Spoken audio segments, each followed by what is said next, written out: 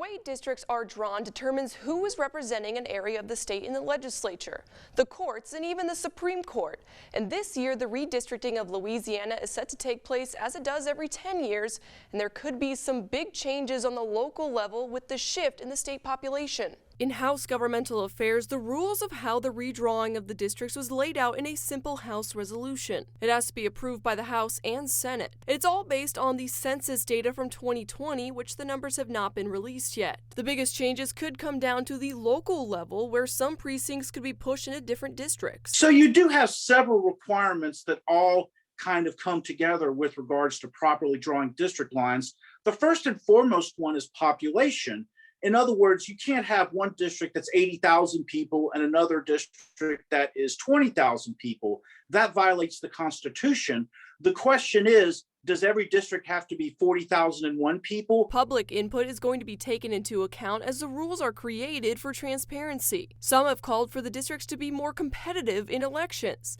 They feel their incumbent representative or senator is too comfortable in their ability to win, and others want to see that seat secured even further. You have multiple constraints and or issues that are all taking a co-equal importance. You want to make sure that you, of course, have a substantially equal population in every district.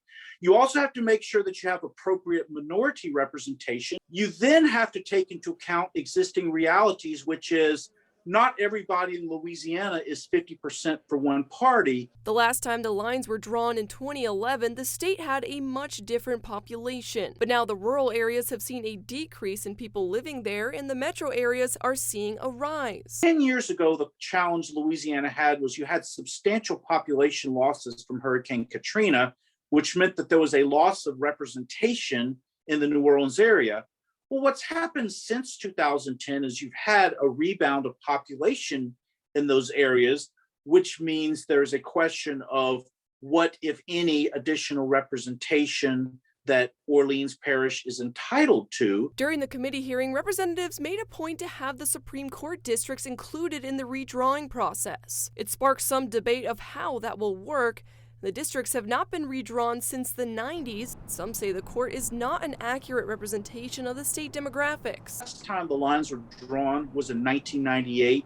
So you're talking about 30-year-old population data used to draw Supreme Court districts.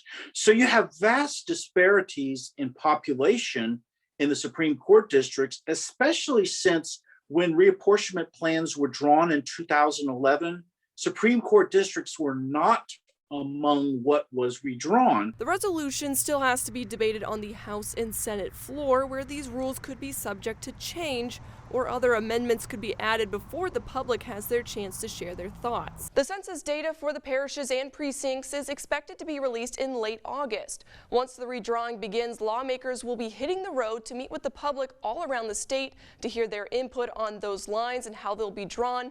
And then there will be a special session that will be called to make those final decisions.